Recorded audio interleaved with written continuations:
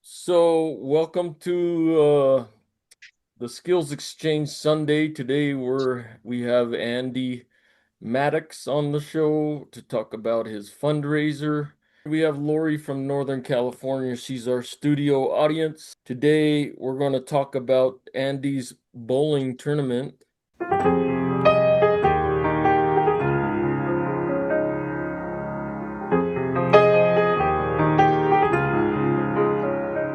Could you tell us about your event? Oh, definitely. This year we got a full schedule of things to do. Starting right in Friday night. We have the main headline is the Elvis impersonator that's going to come at the Medina VFW with the dinner and the show. But I have two opening acts for him. I have a young man from Warren, Ohio. He was born with one finger on his left hand, two fingers and a thumb on his right. And as a toddler, he had to have both legs amputated above the knee. I believe when he was 18 or 19 years old in 2019, he was on the Steve Harvey Show. He was also on Ellen DeGeneres. He's a four finger pianist. Oh. So he's going to come and play the piano while we have our dinner. Mhm. Um, and then my nephew, who has his own band, is going to come solo and play the guitar and sing for an hour until the Elvis impersonator Frank Worley comes on and does his act, and then we already have eaten, had dessert, and um, we got all our raffles for the fundraiser, 50/50s and stuff like that. That's on Friday. Saturday morning, we're going to go to the Football Hall of Fame in Canton, Ohio. And it's if you don't want to go, you don't have to go. Not everybody enjoys sports, but it's something that I like to incorporate and have some kind of fun before our event on Saturday. So Saturday night, um, starting around 5 o'clock, same thing on Friday. Um, we have another dinner and show. We have a Blues Brother tribute band coming. They're going to perform two 40-minute acts. And then after they're done, they're going to open it up to like a karaoke night for about an hour and a half to 2 hours. And in between doing that, we'll do our fundraising stuff and the raffles and all that. And then, of course, the bowling tournament on the 14th. It's only one shift this year. Um, it just seemed like it was easier to do one than two because the bowling alley had to open up early for us to come earlier.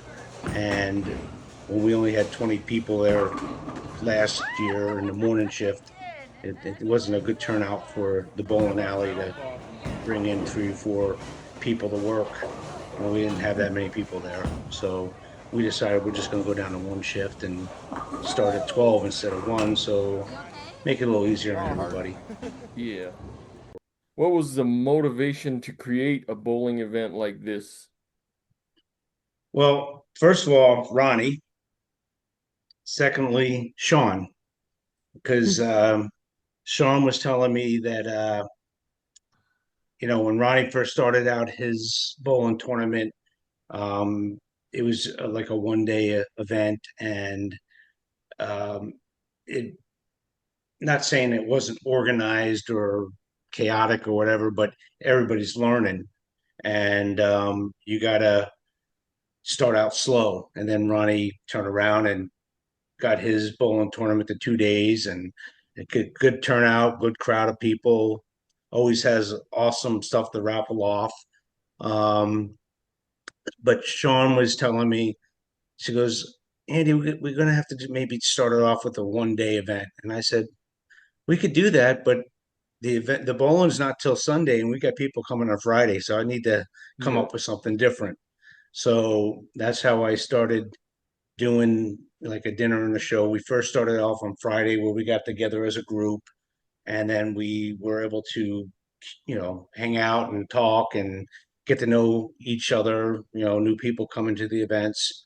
Sean was saying we had to do something. That's how I came up with going to the Rock and Roll Hall of Fame the first year, and then doing the dinner on Saturday. And then second year, well, we stepped up our game. We brought a dinner and show for Friday night, Saturday night, and then bowling on Sunday.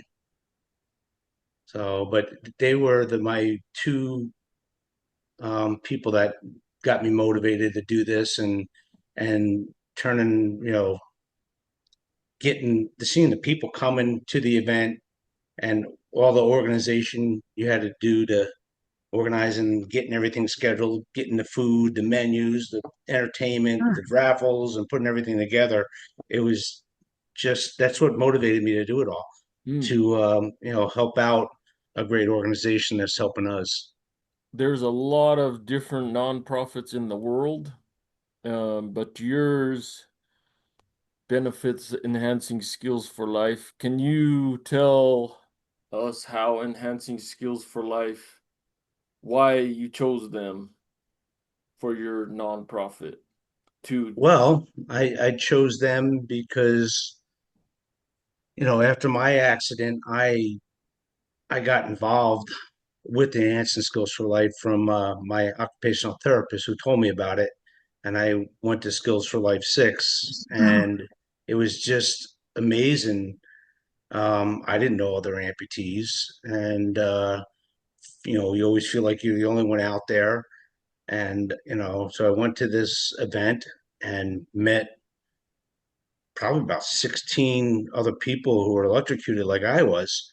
And, and seeing how they're striving and doing things, it made me feel more comfortable and able to, try to learn and meet different people, learn from them. Sam taught me many skills, even the simple task of holding the knife properly so I cut my food. Um, but you know, after that event, I was happy to be part of an Enhancing Skills for Life. That was in October of what 22, and then February 23, I went to Ronnie's bowling tournament, and I said, you know what, I want to do something like that in Ohio, and that's gave me the motivation to do that. So and I chose Enhancing Skills for Life because it's an organization that's helping us, and I want to give back to that organization so we could help others. nice. Uh, Lee, welcome. Hope you're doing good. I want to turn it over to the audience to see if you two have any questions for Andy. We just to update you, Lee, this Skills Exchange Sunday, we're talking to Andy about his fundraiser, and he talked about what's going on the fundraiser as far as entertainment and uh, two shows and two dinners. Their community supports his fundraiser a lot, specifically the VFW. VFW. Uh, and there's going to be a lip syncer. He No, Elvis. no, no lip sync. Elvis don't lip sync. He sings live. Oh, he does. That's right. Yep, yep, Impersonator. yep. Impersonator. Impersonator. Yep. Uh, and uh, and then the one of the nights is your son, The, my nephew on nephew. Friday night will come out and play the guitar and sing, and then we have that a young man from Warren, Ohio, that Give it up for Darius Simmons. has was born with one finger on his left hand, two fingers and a thumb on his right. As a toddler, had to have both legs amputated above the knee. 2019, he was on Steve Harvey and he was on Ellen DeGeneres show. He's a four-finger pianist. So he's going to play the piano while we eat dinner. And then my nephew will play the guitar and sing for an hour. And then we'll have Frank Worley, the Elvis impersonator, come perform for us. Yep. Sounds great. Yeah, yeah. And then Saturday we got the Blues Brothers coming to perform. Yep. Uh, Now, does the Awesome. Blues Brothers, they're impersonators or? they dress up like the Blues Brothers. Um, I had the option of trying to get like a band in there, Hmm. but the VFW inside putting a 10-piece band in there, there's not enough room and it'll be just way too loud. So they're gonna do it over soundtrack. They'll do all the dancing that the Blues Brother does and all the little skits they do, Hmm. and they'll do 2 40-minute segments and then karaoke after. Cool. Dinner and show, baby. Yeah.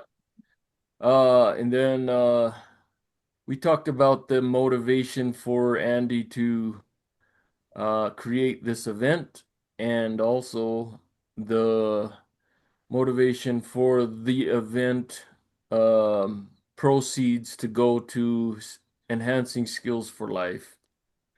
You might have caught the end of that. Uh, does any of you in the studio audience, we're calling you studio audience today, have any questions for Andy about this event? No, it sounds very impressive. Something to look forward to. Well, definitely. Is anybody going to impersonate a bowler? A bowler? Yeah, there's Yeah. gonna be Sam, maybe Sam, me, Okay. and whoever else that decides to come. I'm a Of great course, impersonator of bowler. he's like Fred Flintstone. Yeah, He goes down the alley with the ball.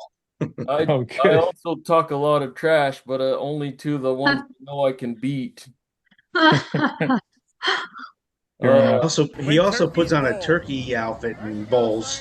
that's right. Wow. Yeah. Straight, gobble, gobble, gobble, gobble. If I'm a new amputee, Andy, um, why is going to this event important? Well, first, you're gonna get to meet other amputees, um, and congenitals, quad amputees, bilateral upper, obviously, um, that you're gonna get to meet. You're gonna get knowledge from them. You're gonna grow bonds and friendships, and it's just gonna make your life a little easier. Uh, yeah. How important is it to like have a friend that is an amputee? As just like as you being an amputee and having a friend as an amputee. Yeah, like for example, if what if say became an amputee, double hand amputee, and I thought, I don't want to hang out with other amputees. I just want to hang out with normal people. What would that person be missing out on? Well, he would be missing out on not learning from other amputees that have been in that position before. Um, Creating a good bond with somebody. It's always better to know people who are like the same situation as you are. Um, I think you create better friendships that way. Um, and yes, you're gonna have friends as able-bodied people, but you're not going to learn from them because they don't experience what we have. Andy, I think I heard somewhere along the way that there were some attachments available to help you bowl. Yes, there's a attachment. It's a bowling attachment. I don't have mine handy with me. I don't know if Sam got his available. Um, but it attaches to your prosthetic. It has to be a manual cable for it to operate because it's got a hook on that little lever so it will release the ball when you go to throw it. Mhm. Um, Oh, at least I don't think you could do it with a myoelectric, right, Sam? No, it needs a cable. Yeah, it needs the cable. Right. Yeah, because if you don't have that attachment adjusted properly, the ball will fall off the hook or off Mhm. the attachment. Um, with that cable lever on the attachment, when you go to throw it, it pulls back on that cable and it helps release the ball. Okay. So you have a smoother delivery. Hmm. So it's recommended to have a cable. Yep. And I find there's times that you always got to make little minor adjustments because sometimes it gets loose. At least mine does. Yeah. Mhm.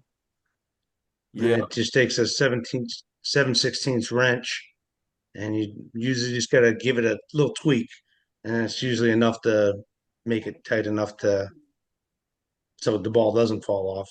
Hmm. You just need to keep your eye on Sam so he doesn't sabotage the attachment you got there. Oh yeah, I know, right? He might be, my arm might be hanging down. He's with the wrench and trying to loosen mine up on me, so That's the right. ball will fall off all the time. Yep. Gotta watch out. Sneaky. Um, so the last question I have is, what is your favorite thing about the event? Uh, it's basically everything. It's about organizing it, um, getting everything together, getting all the raffle baskets, getting all the coordinates right with getting all the food there at this right time for the dinners and um, even setting up the VFW for the event, the tables, the tablecloths. It's just everything that's involved with getting this up. It gives me so much satisfaction that it pulls it off. Sean goes to me the first year we did this. My brother was supposed to fly in, and his flight got delayed.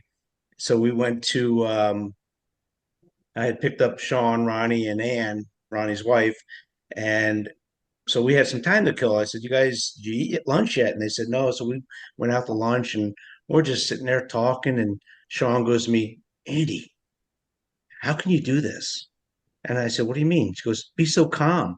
And I was like, "Everything's done. Everything's ready. Hmm. I don't have to stress out about anything. I just gotta do it, right?" So it worked out really well.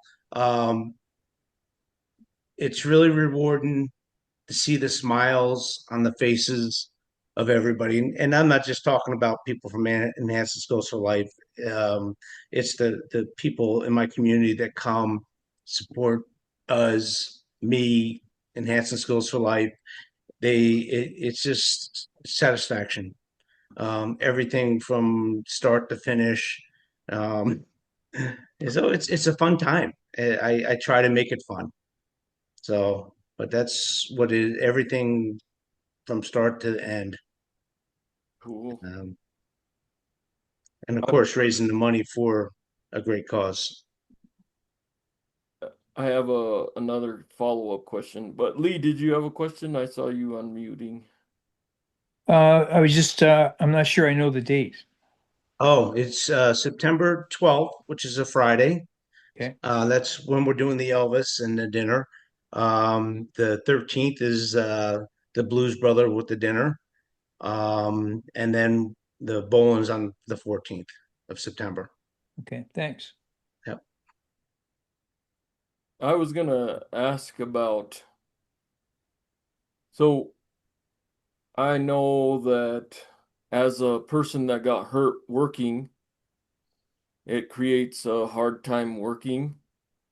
Um, and for me, I didn't go back to work for another 9 months or something like that. Um, and in the in between time, I didn't have much to do. And I was wondering, when you were organizing this thing, are you like, how important was it to be able to have something to work for? For me, it's August will be 4 years since my accident, and I haven't returned to work. Most likely, I probably won't. So I'm still out on workman's comp. Um, I know Ronnie, when he was organizing his tournaments, he was working a full-time job. So I had the opportunity to have a lot of free time to put all this together. So it actually gave me something to do and to strive for, um, and make it feel that I'm doing something good, making a difference in the world and helping others. You know, I also been doing studies with the VA, because there's not enough information out there for upper extremity amputees and prosthetics. So they wanted to do a study on me on my first prosthetic to see the limitations, what it can and can't do. So I got involved with that. You know, I got involved with the Amputee Coalition, becoming a peer visitor to talk to newly amputees. Um, Hanger Clinic calls me a lot, the one that I go to talk to newer upper extremity amputees as well. And I talk to quite a few of them now. So that's kind of like my job right now. I need something to focus on. I need something to do, and this really helps me. And I also try to do a lot in our community with the VFW because the VFW does a lot for the community as well. Hmm. Um, Yeah, that's what I kind of wanted to point out is like it when you're able to give back, it feels good. And I yep, think that I mean, if you're able to make a fundraiser, definitely recommend it because I think when we're serving others, that those blessings, I'm gonna call them blessings, they're returned to us, you know. And so and I do some peer visits and I find that most of the times I get as much as the person I'm visiting I get back, you know. It makes you feel good. yep, sure And does. that's an important feeling, Yep. Yeah. specifically when you're in the beginning. Yeah. It, it's also good to get involved with like support groups as well. Yeah. I became a part of a support group probably about 3 or 4 months ago here, uh, in Cleveland area from Metro Hospital, and we have all kinds of different amputees in there, not just bilateral. One might be one leg or something, but it's good to get in there and talk to other people and get involved. Yeah. Thank you And for that. yes, It's definitely. very important to find a passion because sometimes our passions are changed by what's happened to us. But if you can find a passion that's important for your mental health and just because maybe our hands or legs were amputated doesn't mean our mental health can be amputated. Right. You we Hey, we need that the most.